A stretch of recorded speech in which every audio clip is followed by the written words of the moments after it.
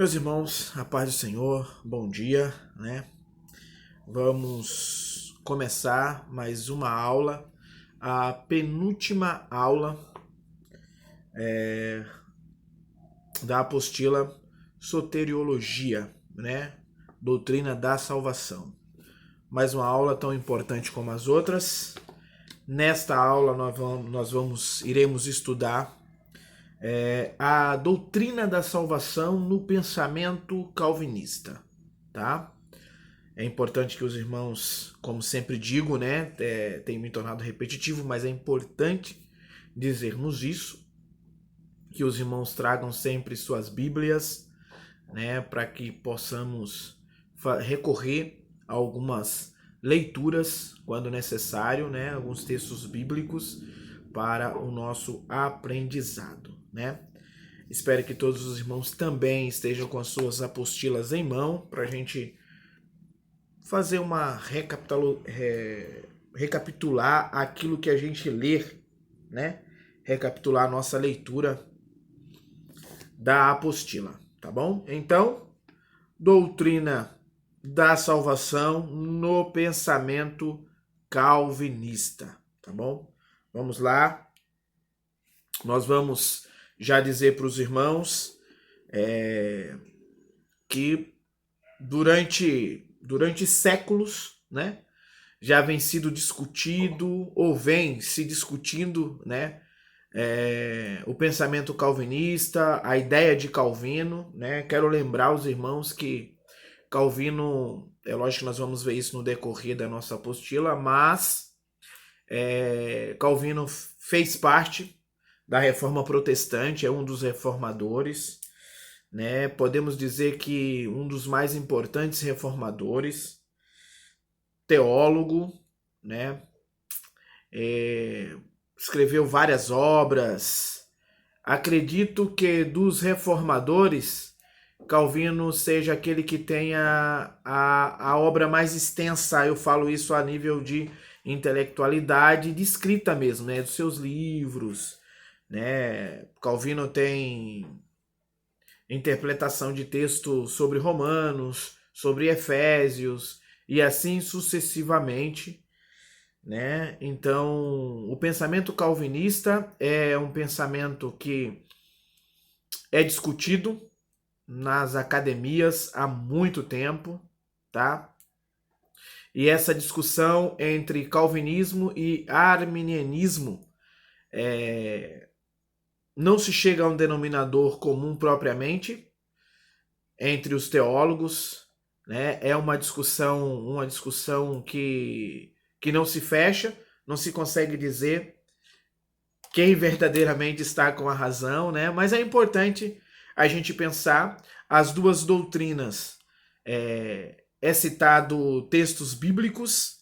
Eu me lembro de um professor que ele nos dizia, né, que a Bíblia é a mãe de todas as heresias, né? Todo herege, ele cita a Bíblia, né? Ele parte de um texto bíblico, é importante que se diga, mal interpretado, né? A heresia, ela parte de um texto mal interpretado, tá? Eu quero dizer que sou arminiano, né? Sou arminianista, assim como vocês, porque a maioria dos pentecostais são arminianista, né? Nós não temos na nossa teologia pentecostal, nós não temos o desenvolvimento a partir da teologia calvinista, tá? Não temos, é arminianista, tá bom? Então, assim, durante séculos há um debate teológico, né, entre Calvino e Armínio, né, sobre qual a ideia é mais correta. Não se fecha, não se fecha. Você pode conversar, dialogar com alguém que é calvinista e você vai ver essa dificuldade que não se fecha. Você cita um texto, ele cita outro e assim sucessivamente. Porém, a maioria dos textos citados pelos calvinistas são de interpretações duvidosas, tá bom? Então vamos lá. Eu quero ler o segundo parágrafo do nosso primeiro ponto aqui, na nossa apostila. O pensamento dos dois teólogos divide opinião entre o povo de Deus, de forma que nunca chegaram a um acordo. O tema não divide as opiniões como em tempos distantes, né? Os grupos chegavam às vias de fato. Pastor, o que o senhor quer dizer com isso? Que num período em que nós vamos ter a aula sobre Armínio, mas eu quero dar uma palhinha aqui para vocês. No período, lembrando que Armínio ele era aluno, tá, da corrente calvinista, porém ele discordou do pensamento que era ensinado pelo seu professor, chamado Beza, tá, que era calvinista e calvinista radical. Beza era um calvinista e um calvinista radical. Então, o que acontece, meus irmãos? Calvino vai, ou melhor, Armínio vai desentoar, ou seja, vai se libertar daquilo que ele aprendeu, da corrente calvinista ou da teologia calvinista, e se libertou. E nisso causou brigas, perseguições ao próprio Calvino, ao grupo, ou melhor, ao próprio Armínio, ao grupo arminianista, né? Então, ou seja, eles chegavam a brigar, se envolverem em uma guerra civil, dividir as partes, calvinistas de um lado, arminianos do outro. Ou seja, hoje não é mais assim. Hoje você discute o pensamento calvinista e o pensamento arminiano, porém ele fica no mundo das ideias, fica no mundo do pensamento, tá? Hoje é diferente, mas a discussão é antiga, tá? O segundo parágrafo, o terceiro parágrafo da nossa apostila diz o seguinte: os calvinistas pregam a graça irresistível. Vamos estudar o que é graça irresistível, tá? E os arminianos, graça preveniente, ou seja, uma graça que ela é resistível, tá? E não irresistível, tá? A posição de Calvino é menogista ou monogista, na verdade, monogista. Mono vem de um, tá? Único, tá? Trabalhando a ideia de alguém que faz algo sozinho, ou seja, trabalha sozinho. Ou trabalho de um. Ou seja, o pensamento monogista é a ideia de que a salvação ela parte meramente do esforço divino, sem nenhuma participação humana. Ou seja, nós já vamos entendendo aqui que o pensamento calvinista ele elimina a vontade do homem. Ou seja, o homem não tem vontade. Se ele quiser ou não, se ele estiver no projeto da salvação, ele será salvo, tá? Eu não quero ser salvo, mas eu vou ser salvo. Não importa, eu não quero, mas eu vou ser. Porque a minha vontade não impera. O que impera é a vontade divina. É a vontade de Deus. Por exemplo, eu nasci e sou predestinado por Deus para ser condenado, mas eu quero ser salvo. Dentro do pensamento calvinista, eu não alcançarei a salvação. Por quê? Porque eu não fui predestinado por Deus para ser salvo, tá? O pensamento calvinista sobre salvação trabalha duas ideias, né? Dentro da ideia da predestinação ou eleição. Eleição e predestinação têm o mesmo sentido, que isso é discutido por Calvino, tá? Então, dentro desse conceito, dessa doutrina de predestinação para a salvação, é o seguinte: Deus predestinou uns para ser salvo e Deus predestinou outros para ser condenado. Dentro desse conceito, quem nasceu para ser condenado, mesmo que queira ser salvo, não chegará à salvação. Esse é o pensamento calvinista. E aqueles que nasceu para ser salvo, mesmo que eles não queiram ser salvo, eles serão. Entendeu? Ficou claro? Se não ficou, depois manda um WhatsApp que eu explico novamente para vocês. Tá bom? Então vamos lá. Na visão, ou melhor, nessa visão, o trabalhar da salvação é unicamente de Deus, ou seja, a salvação é uma decisão unicamente divina. O homem não é participante. Quando eu digo participante, irmão, eu não digo de que o homem tenha que fazer alguma coisa para ser salvo, ou de que o homem faça alguma coisa para ser salvo, não é isso. É com a vontade humana, tá? Sempre que eu falar dentro dessa doutrina calvinista de que o homem não é participante, eu estou falando sobre a vontade do homem, tá? Por exemplo, vamos lá, um satanista. O satanista, ele claramente diz: não quero o Jesus dos crentes. Eu morrerei com Satã. Certo? Se esse indivíduo estiver, segundo o pensamento calvinista, se esse indivíduo estiver inserido no projeto de Deus, mesmo ele não querendo, ele será salvo. Tá? Bom, não é isso que a Bíblia diz e nós vamos ver, tá bom? Vamos lá. Olha só. Independente da vontade humana. Não, de forma alguma, a vontade do homem é levada em conta dentro do pensamento calvinista. É importante que os irmãos guardem isso aí, tá? Portanto, o livre-arbítrio libertário não existe. Dentro do pensamento calvinista não existe livre-arbítrio, tá? Ou seja, o homem não pecou porque ele tinha direito de escolha. Dentro do pensamento calvinista, ele pecou porque estava predestinado a pecar. É muito louco, né? Uma loucura, né? Ou seja, o indivíduo estava predestinado a pecar por Deus, porque aí Calvino vai trabalhar a ideia da soberania de Deus, que Deus tem um controle de tudo, e o homem está dentro desse projeto ou seja, o homem está vivendo dentro desse projeto de soberania, onde o homem é controlado e não tem controle de nada e nem responsabilidade de nada dentro do pensamento de Calvino.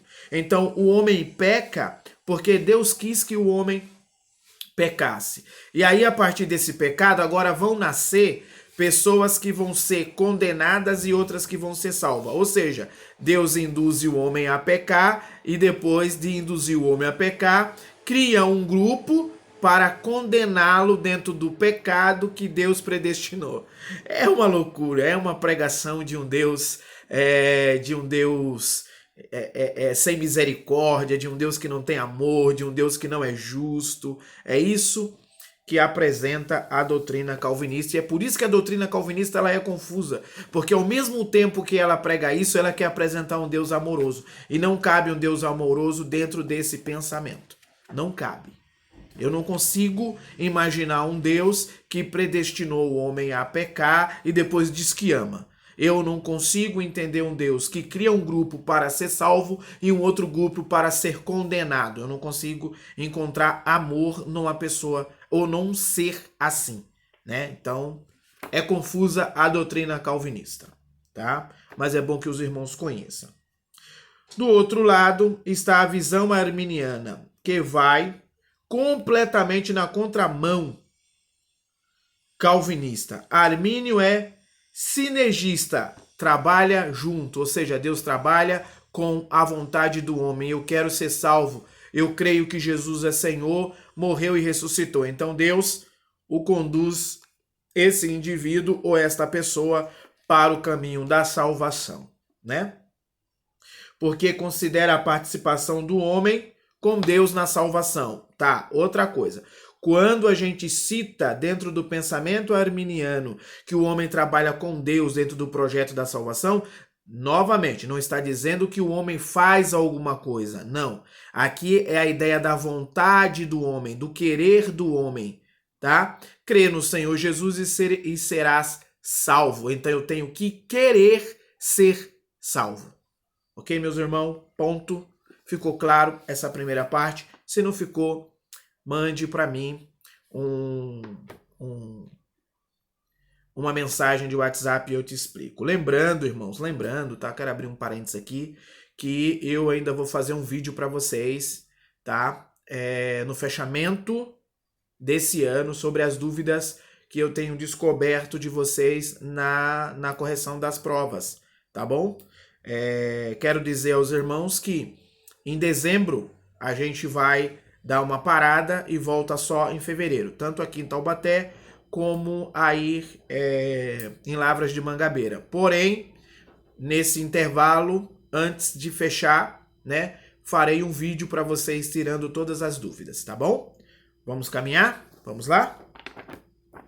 De onde Calvino vai beber essa fonte sobre a doutrina da salvação que ele ensina a predestinação, tá? De quem ele aprendeu isso, tá?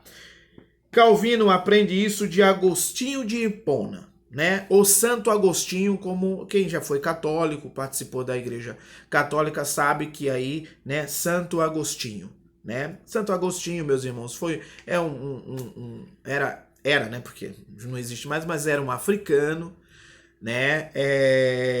Que piedosamente aceitou o cristianismo na Igreja Católica. A teologia católica bebe, né? Bebe dos seus ensinamentos, né? Dos seus escritos, e não só a teologia católica, mas a teologia protestante também, né? Na área da criação patrística, criada por Santo Agostinho. A gente toma leitura disso. Santo Agostinho, ele faz parte dos pais da igreja, e quando a gente chama de pais da igreja, são aqueles homens, né, que construiu a nossa teologia, né, que defendeu a fé cristã no período remoto, século VI, século V, depois de Cristo, né, e assim sucessivamente. Eles são chamados de pais da igreja. E aí tem Irineu, Clemente de Alexandria, a gente vai ter Santo Agostinho, né? A gente tem uma porção deles que é chamado de pais da igreja, né? Então, vamos lá. Calvino bebe dos ensinamentos de Santo Agostinho, tá? Santo Agostinho, né, um teólogo africano, como já disse a vocês, e o teólogo britânico Pelágio, tá, convergia em seus pensamentos. A teologia de Agostinho traz consigo reflexos de sua experiência com a fé cristã, provindo de uma vida devassa, de grande luxúria, tá? Agostinho relutou para vencer a força do pecado e tornou-se um crente ideal. Ou seja, Santo Agostinho, como é conhecido, tá? Ele vem de uma vida de pecado, de devassidão, e quando ele se envolve com o cristianismo, quando ele se envolve com a fé cristã, ele verdadeiramente se torna um crente piedoso, um crente de verdade, né? E é um dos maiores teólogos da existência da fé cristã. Então vamos lá. Agostinho entendia que Deus, com sua infinita graça, deu a ele a força para se tornar um homem piedosamente santo, tá? A partir desse momento, ele se opôs duramente à visão de Pelágio. Já vamos falar sobre Pelágio, tá? Agostinho afirma que a depravação humana incapacita o homem de recuperar-se, exceto pela força da graça divina. Então, é aqui que começa a predestinação ensinada por Agostinho, que Calvino vai aprender e vai ampliar, tá? Agostinho não ensinou a predestinação tão severa como ensinou Calvino, tá? Então vamos lá. O que é que pensava o nosso irmão Agostinho? Agostinho entende que pela depravação humana, a partir da queda em Adão, tá bom? O homem é incapaz de se aproximar de Deus se Deus não o trouxer. Entende? Então vamos lá, eu não sou crente, tá? Se eu não venho para a igreja, se eu não aceito Jesus, é porque Deus não quer que eu seja crente, é porque Deus não quer a minha salvação. Esse é o pensamento de Agostinho, né? Dentro da ideia da predestinação. Eu só vou para a igreja, eu só aceito Jesus, eu só aceito a fé cristã se Deus tiver realmente me predestinado a isso. Por quê? Por conta do pecado, eu não consigo me aproximar de Deus. Entende? A depravação do pecado que há em mim só me leva a fazer maldade. Entende? Não há coisa boa no homem. O homem não tem coisa boa por causa da depravação do pecado. Entende? O homem não pensa em coisa boa, o homem não pensa em melhorar, o homem não pensa em ser livre, em ser liberto desse pecado, dessa mazela, dessas maldades que existe nele. Isso só acontece se Deus quiser. Então veja bem, eu vivo uma vida de vício, uma vida de destruição, mas eu não consigo sair desta vida por vontade própria. A minha vontade é só me afundar mais. Isso só acontece se Deus me tirar. E não é isso que a Bíblia diz, meu irmão.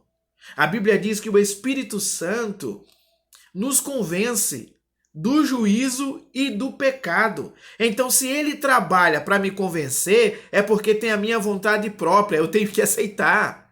Entende?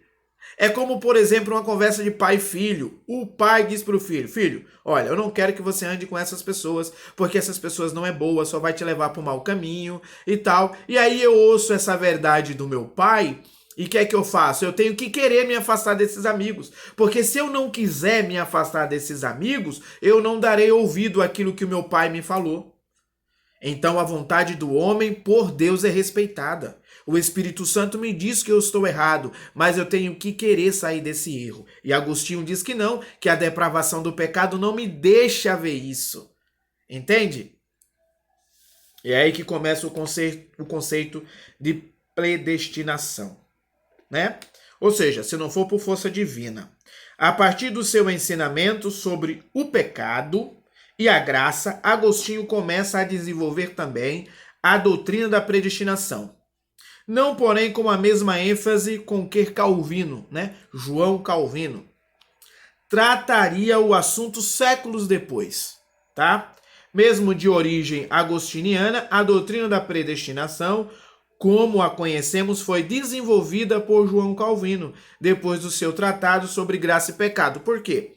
Porque Agostinho recua da ideia de que Deus cria um grupo para ser condenado. Entende? Agostinho recua desse pensamento de que Deus criou um grupo para ser condenado.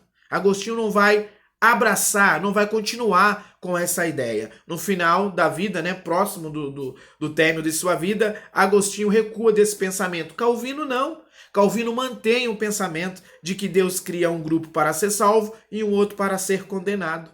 Entende? Vamos lá. Irmão, não se preocupe, é preciso passar por esse período histórico, né? Nós ainda teremos história da igreja e sem dúvida retornaremos a alguns pensamentos como esse, tá? É preciso ter um pouco desse pensamento histórico para que a gente possa defender a sua fé. Você vai conversar com alguém que é calvinista, você tem que saber qual é a origem do seu pensamento. E a origem do pensamento calvinista parte de Agostinho de Hipona, tá? Por outro lado, a gente tem Pelágio. Pelágio também, um teólogo que viveu, é contemporâneo de Agostinho, viveu no mesmo período. Houve embates teológicos entre os dois, né? Pensamentos diferentes, né? Então vamos lá. Ó, o pensamento de Agostinho, né?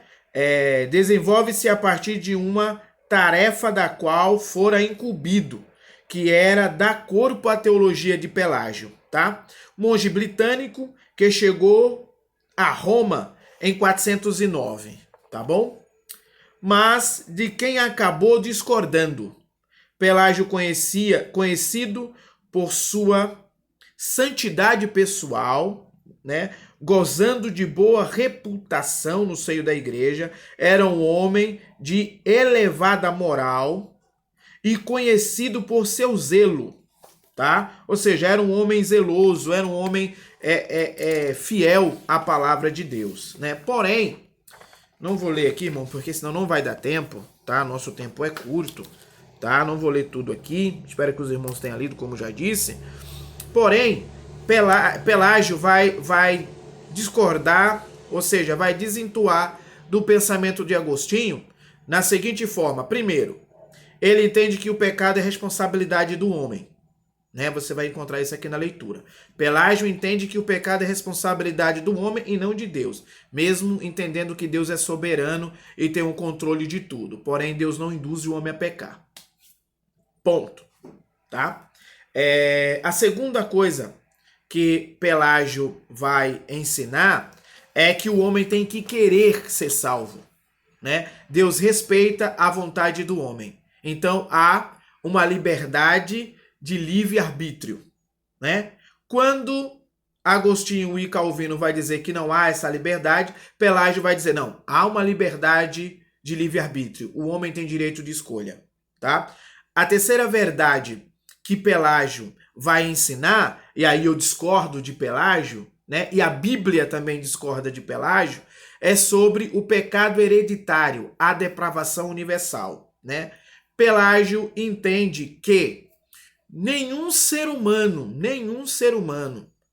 trouxe em sua vida o pecado hereditário de Adão. Ou seja, o pecado de Adão não causou uma degradação universal. Não. Cada um é responsável pelo seu pecado. O homem é responsável pelo pecado que ele comete hoje e não o pecado de Adão.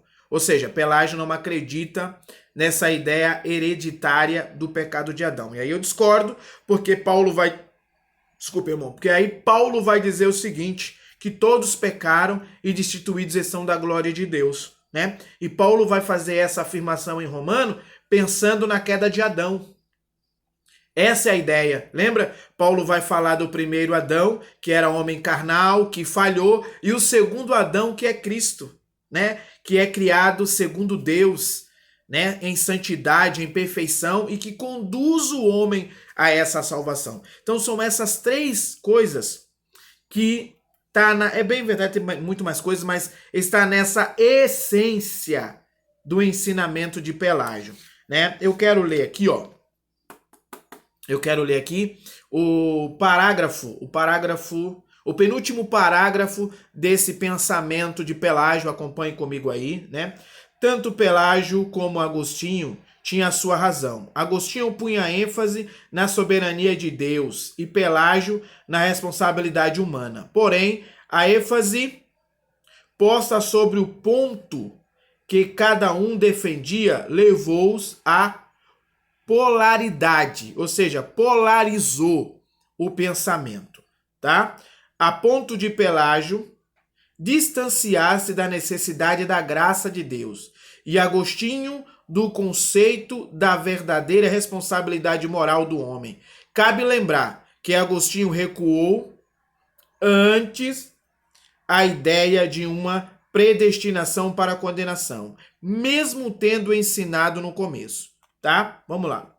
Podemos unir as duas visões, a salvação de Deus, como afirma Agostinho, porém, o homem tem direito de escolha, como ensinava Pelágio. E aqui está o texto de Deuteronômio, tá? Capítulo 30, versículo 15 e o versículo 19, né? Que é importante que façamos essa leitura, tá bom? Então, irmãos, eu quero concluir aqui, vou fazer a leitura, mas eu quero concluir aqui o pensamento que a gente já vai passar para Calvino, né? O pensamento pelagiano e o pensamento agostiniano, tá? Então, ou seja, algumas coisas, Armínio vai beber de Calvino, ou melhor, de Pelágio, como, por exemplo, né, o pensamento, né, da liberdade, do direito de escolha do homem. Ponto, tá? E Calvino vai beber literalmente do pensamento de Agostinho, tá? Vou fazer agora a leitura do texto, tá bom? Só um momentinho que eu vou precisar pausar o vídeo aqui nesse momento e a gente já volta com a leitura do texto.